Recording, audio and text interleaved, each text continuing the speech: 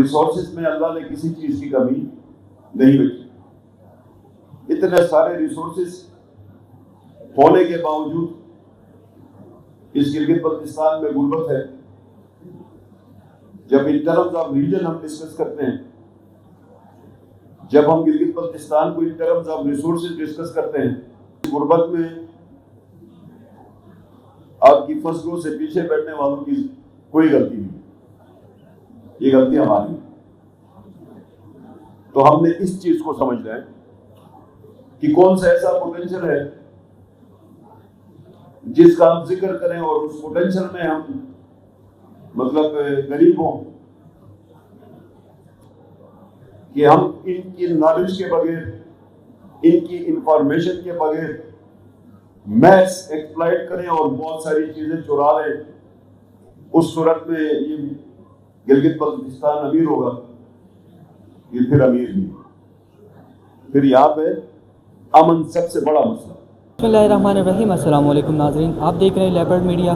मैं हूं आपके साथ आपका मेज़बान अली शेर और मैं हूं आपकी मेज़बान हुसैना।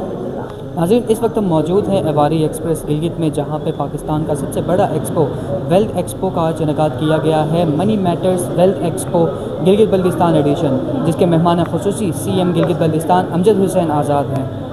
तो नाज़रीन, ये एक ऐसा प्लेटफॉर्म है जहाँ पर यूथ, स्टूडेंट्स, कारोबारी अफराद, ख़वातीन को पाकिस्तान के सबसे अहम फाइनेंशियल इंस्टीट्यूशंस और इंडस्ट्री एक्सपर्ट से मिलने का मौका। तो मज़ीद तफसीलात के लिए हमारे साथ बने।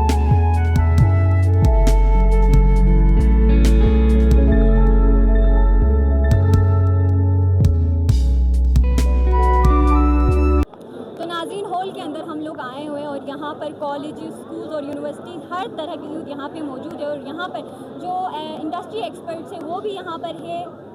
और साथ ही साथ आप देख सकते हैं यहाँ पे मुख्तलिफ जो है वो स्टॉल्स वगैरह लगे हुए हैं। चलते हैं स्टॉल्स के ऑनर की जानिब और उनसे स्टॉल लगाने का मकसद और साथ ही साथ ये जो वेल्थ एक्सपो है उसको ऑर्गेनाइज़ करने का मकसद जो है, इनसे हम जानते हैं। इस वक्त हम मौजूद है पाकिस्तान स्टॉक एक्सचेंज के काउंटर से और इनसे हम जानेंगे कि ये हमारे गिलगित बल्तिस्तान की जो यूथ है उनको क्या दे रहे हैं। जी अस्सलाम वालेकुम। जी, हम लोग बेसिकली बता रहे हैं कि गिलगित बल्तिस्तान की जो आवाम है वो कंपनीज़ में किस तरह इन्वेस्ट कर सकती है, उसका इन्वेस्टमेंट प्रोसेस क्या है, इन्वेस्टमेंट करते वक्त आपको किन चीज़ों को मद्देनज़र रखना है, इन्वेस्टमेंट अकाउंट्स आपके किस तरह खुल सकते हैं, डॉक्यूमेंटेशन रिक्वायरमेंट्स क्या होती हैं, और जब आप इन्वेस्ट कर रहे हैं तो अगर आप लॉन्ग टर्म के लिए कर रहे हैं तो आपको क्या फैक्टर्स कंसिडर करना है, अगर आप शॉर्ट टर्म के लिए कर रहे हैं तो आपको क्या फैक्टर्स कंसिडर करना है। और इसके अलावा इसका कंपैरिजन भी हम बता रहे हैं कि जो अदर एसेट क्लासेज हैं उनके मुकाबले में स्टॉक मार्केट का क्या रिटर्न रहा है। तो जी नाज़रीन, इस वक्त हम मौजूद है JS कैच के स्टॉल में और हमारे साथ मौजूद है मिस्टर आरिफ खान। इनसे हम जानेंगे कि इनका जो स्टॉल लगाने का मकसद है वो क्या है। जी बहुत शुक्रिया आप लोगों का हमें यहाँ इन्वाइट किया। हमारा मेन जो मकसद है, सबसे पहले हम फोकस कर रहे हैं डिजिटल फाइनेंस के ऊपर ना। तो मार्केट में हम ज़्यादा से ज़्यादा डिजिटल पेमेंट के ऊपर हमारा फोकस है और हमारे बंदे वहाँ पे खुद जाते हैं। ब्रांच लेस बैंकिंग सिस्टम है जिसकी वजह से हम सिर्फ और सिर्फ सिम जिसके पास हो और उसका बिजनेस हो तो उसमें हम ये करते हैं कि उसका जस्ट अकाउंट ओपन करते हैं और वो थ्रू किसी भी अकाउंट के थ्रू उस पेमेंट करने में आसानी होती है और हम उसको QR प्रोवाइड करते हैं। लास्ट हमारी ID होती है और इसमें जो है हमारे पास जो है इजी पैसा के थ्रू पेमेंट करे या किसी और बैंक के थ्रू पेमेंट करे तो बआसानी बिजनेस वाले वो कर सकते हैं। बहुत बहुत शुक्रिया।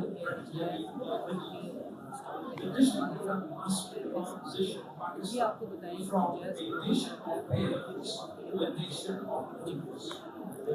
JS ग्लोबल आम आवाम के लिए क्या चीज़ ऑफ़र कर रहा है। आम आवाम के लिए JS ग्लोबल इस तरह से है कि आपको ना एक ट्रेडिंग प्लेटफॉर्म दे रहा है कि आप फॉर एग्जांपल अगर आप स्टूडेंट हो या आप हाउसवाइफ हो या आपके पास मतलब आप कुछ भी नहीं कर रहे हो तो आप इस तरह से कि आप अपना ना एक अकाउंट ओपन करवा सकते हो।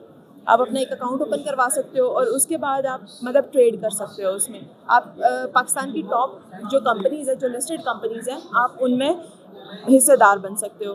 और उसके बाद जो आपके पास फ्री मनी पड़ा है जो कि रेस्ट कर रहा है और आपके पास कुछ भी करने के लिए नहीं है तो वो मनी आपके लिए काम करेगा, मतलब वो रेस्ट नहीं करेगा। तो देखिए, अगर आप छोटे लेवल से भी स्टार्ट लेते हैं, अगर आप फॉर एग्जांपल अगर आपके पास नहीं है ज़्यादा पैसे, तो आप 1000, 2000, 5000 से स्टार्ट ले लें। तो उसके बाद आपको डिविडेंड्स आते रहेंगे कंटिन्यूस, आप उनको वापस री इन्वेस्ट करें, और उसके बाद जो प्रॉफिट, उसके बाद कैपिटल गेन जो आ रहा है उसको भी री इन्वेस्ट करें, तो आपको एक अच्छा खासा प्रॉफिट हो सकता है, और आप बगैर कुछ किए, बगैर कहीं जाए, आप एक अच्छी अर्निंग कर सकते हो।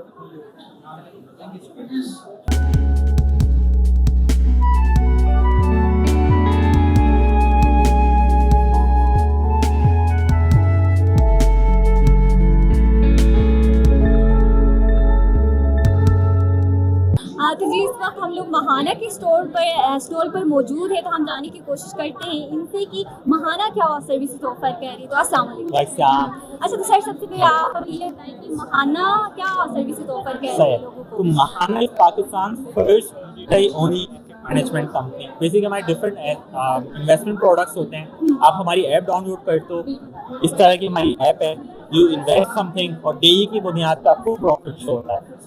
तो हर किसी की रिस्क एपेटाइट के हिसाब से हमारे डिफरेंट फंड्स हैं। अच्छा, जो लोग रिटायर्ड हैं, we got money market low risk fund for them. जो लोग यंग हैं, जो रिस्क लेना चाहते हैं, we got stock market fund for them.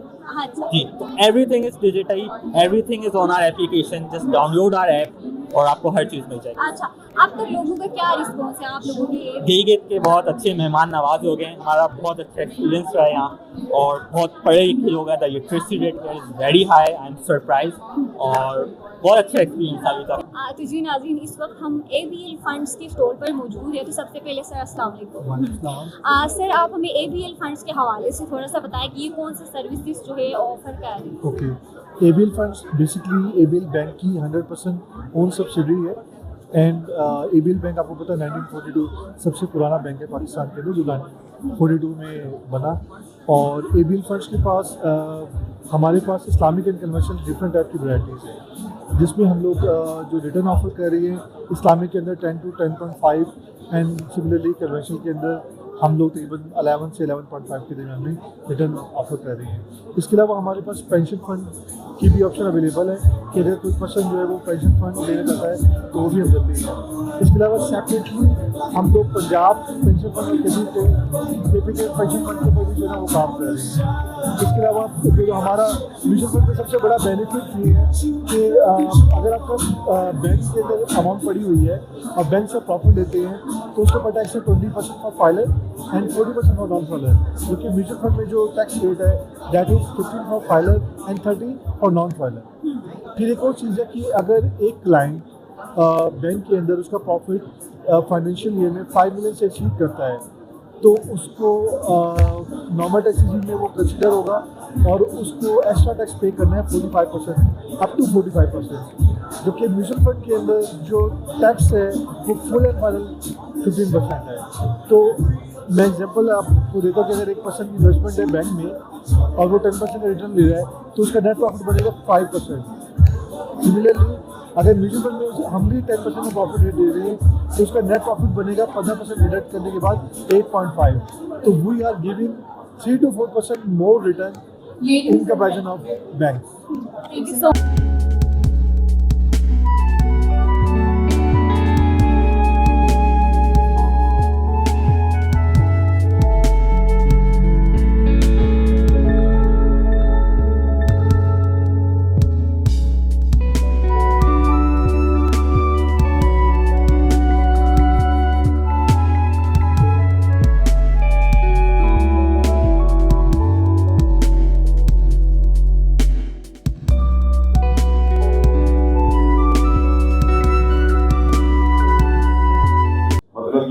दरखेज है,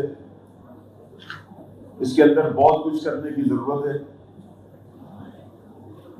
अभी मतलब चूंकि ये खुला है तो जब हम रिसोर्सेज वाइज देखते हैं जीडी को तो रिसोर्सेज में अल्लाह ने किसी चीज की कमी नहीं रखी। इतने सारे रिसोर्सेज होने के बावजूद इस गिलगित बल्तिस्तान में गुर्बत है। जब इन टर्म्स ऑफ रीजन हम डिस्कस करते हैं, जब हम गिलगित बल्तिस्तान को in terms of resources discuss करते हैं तो ये दुनिया का सबसे कीमती खित्ता है। हमारे दरिया जो है सालाना सोना लाते हैं। ऐसा नहीं है कि सिर्फ एक साल आता, सोनाला सालाना लेके आता। तो जिस रीजन के दरियाओं में सोना आता हो, उस रीजन में अगर गुर्बत है, इस गुर्बत में आपकी फसलों से पीछे बैठने वालों की कोई गलती नहीं, ये गलती हमारी। तो हमने इस चीज को समझना है कि कौन सा ऐसा पोटेंशियल है जिसका हम जिक्र करें और उस पोटेंशियल में हम मतलब गरीब हों।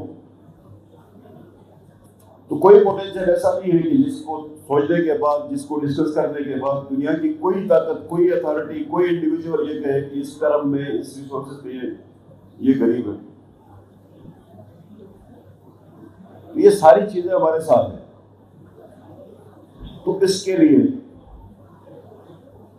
यही कंसेप्ट फैलाना पड़ेगा, यही नजरिया इस गिलगित बल्तिस्तान में रहना पड़ेगा कि ये अवाम अमीर होंगे तो रियासत अमीर होगी, ये अवाम खुशहाल होंगे तो गिलगित बल्तिस्तान खुशहाल होगा। अगर हमारे जहन में ये सोच है कि हम इनकी नॉलेज के बगैर, इनकी इंफॉर्मेशन के बगैर मैथ्स एक्सप्लॉइट करें और बहुत सारी चीजें चुरा लें, उस सूरत में ये गिलगित बल्तिस्तान अमीर होगा, ये फिर अमीर नहीं। फिर यहाँ पे अमन सबसे बड़ा मसला। जब अमन आपका सबसे बड़ा मसला होगा तो फिर ये सारी बातें फिर खराब।